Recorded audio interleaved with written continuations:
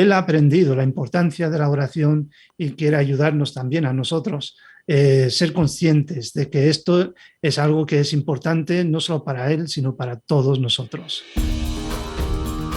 Uno con ellos, unidos con los cristianos perseguidos en el mundo.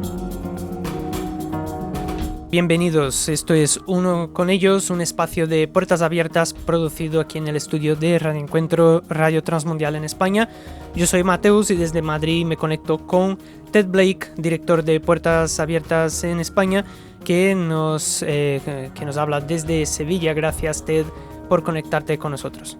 Pues igualmente, gracias por conectarte con Puertas Abiertas y abrir este espacio para poder hablar de la iglesia perseguida. Y en este espacio hablamos de precisamente la iglesia perseguida, los cristianos perseguidos, hablamos de la situación global de los cristianos y también de personas en concreto. Nos acercamos a casos de diferentes individuos en diferentes países y en esta ocasión nos acercamos a Siria. Ya hemos hablado de otras personas que viven en este país que aunque está en Asia geográficamente, quizás más cercano a nosotros en comparación, por ejemplo, con otros países de los que también hablamos, y también en un contexto que también nos es muy familiar, que es la guerra en Siria, una guerra que ya se arrastra a lo largo de varios años, una situación de conflicto que permanece ahí latente, provocando problemas de diferentes tipos para la población y especialmente en el caso de los cristianos provoca toda una situación de persecución añadida, ya que es un país de mayoría musulmana. Y para hablar un poco más de ese contexto, antes de adentrarnos en el caso específico que conoceremos hoy, de la persona de la que hablaremos hoy, Ted, ¿podrías añadirnos algunos datos más, algunos detalles más sobre el contexto que viven las personas en Siria y especialmente los cristianos? Pues sí, como resultado de la guerra, casi todos los cristianos que vivían en Siria o que viven en Siria se han visto obligados a huir de sus casas.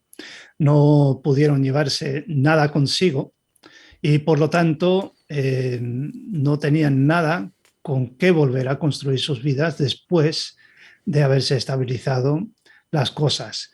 Y las casas de los cristianos que huyeron fueron derruidas y durante la guerra. O sea, aquí lo que pasaba era que cuando llegaban los que se llamaban el Estado Islámico, pues ellos marcaban las casas con esa U que significaba, en definitiva, que eran cristianos, enmarcaban esas casas así y entonces se dedicaban a destruir esas casas para que no pudieran volver los cristianos a vivir en ellas. Y muy pocos de los cristianos que han huido quieren realmente volver a sus casas y a sus ciudades de origen. Y algunos porque las casas están en ruinas y otros porque vieron cosas tan terribles que ocurrieron mientras estaban huyendo de sus ciudades que realmente no quieren volver allí. Y además de esto, pues hay un problema con la inflación. Y cuando se está cobrando un sueldo en este país, pues el sueldo realmente no llega para cubrir los gastos de una familia y apenas llega para cubrir lo que cuesta el alquiler de la familia. Y así, pues muchas de las familias han optado por irse de Siria en busca de una vida mejor. Y con el fin de facilitar que las familias puedan quedarse en Siria, las iglesias que sirven como centros de esperanza proveen microcréditos a los cristianos para ayudarles a iniciar sus propios negocios y generar sus propios ingresos. Y este es un proceso bastante sencillo. Una persona tiene una idea para iniciar un negocio, elabora un proyecto y lo presenta al Centro de Esperanza para solicitar un microcrédito. El Centro de Esperanza analiza esa propuesta y si ven que es una propuesta viable, pues aportan ese dinero, ese microcrédito, para iniciar el negocio.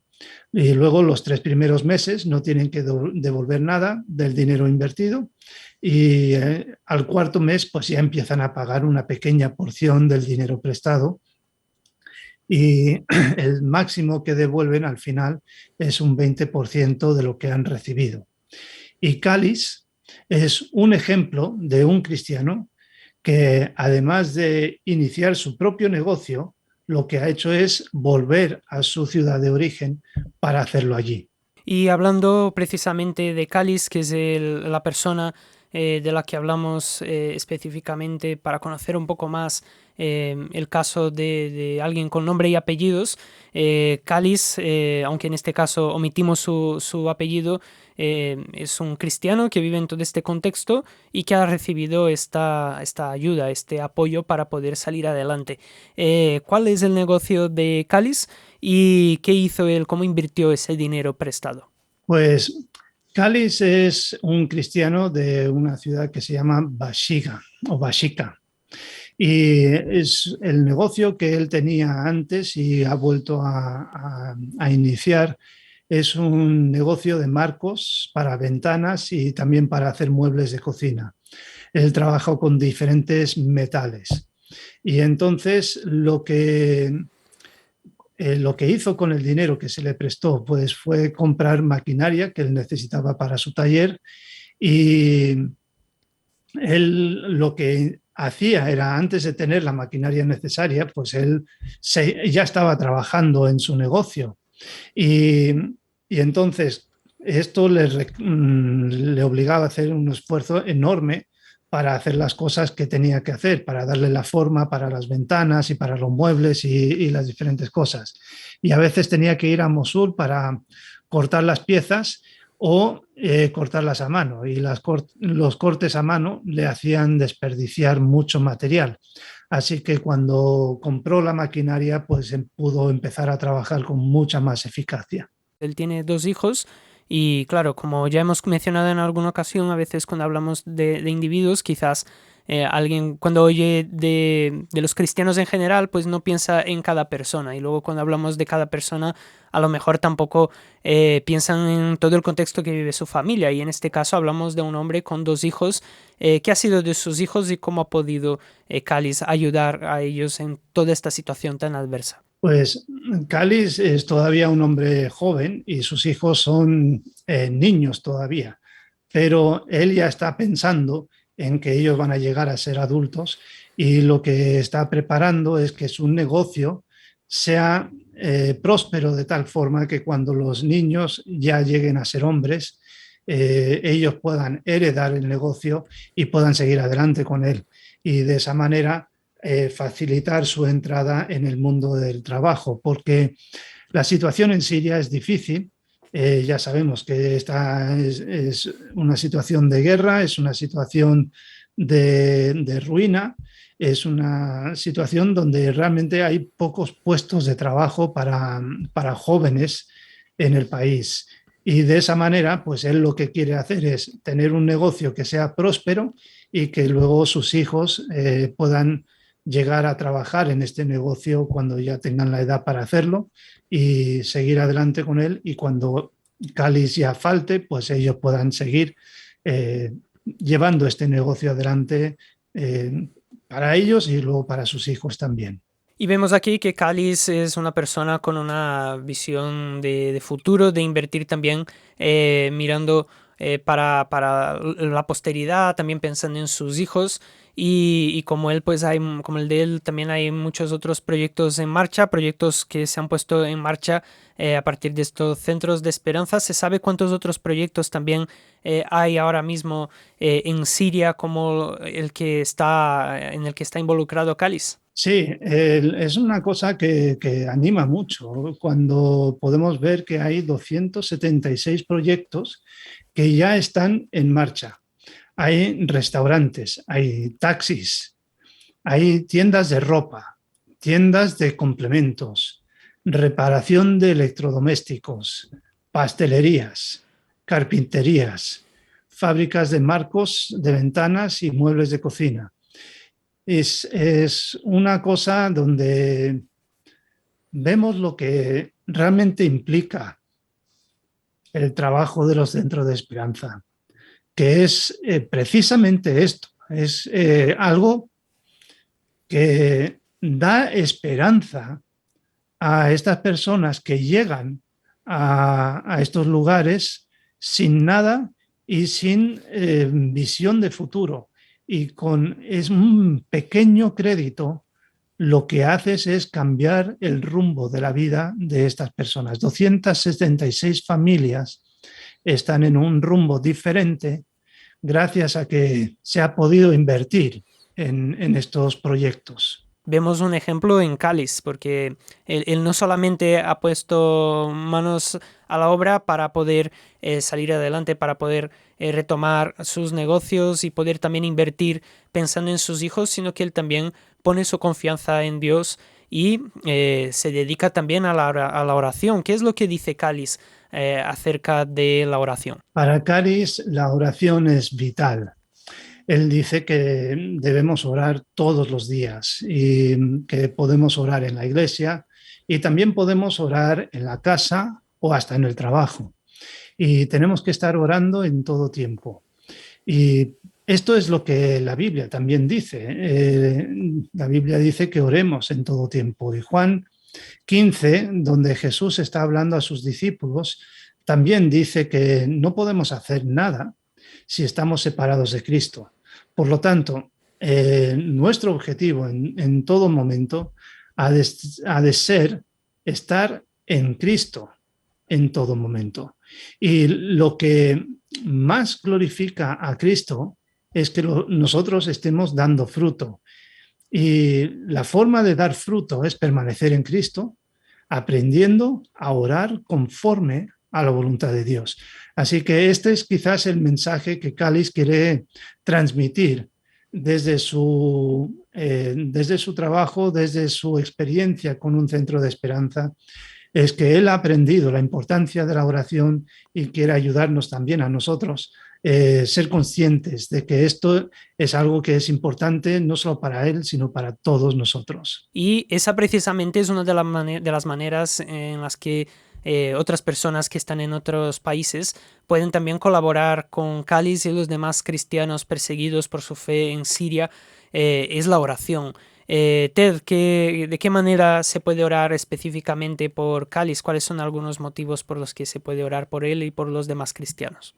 Cáliz ha compartido algunas necesidades que él tiene y él pide que oremos por su negocio para que prospere y que pueda proveer para su familia y luego también cuando sus hijos sean mayores que pueda seguir siendo un negocio próspero.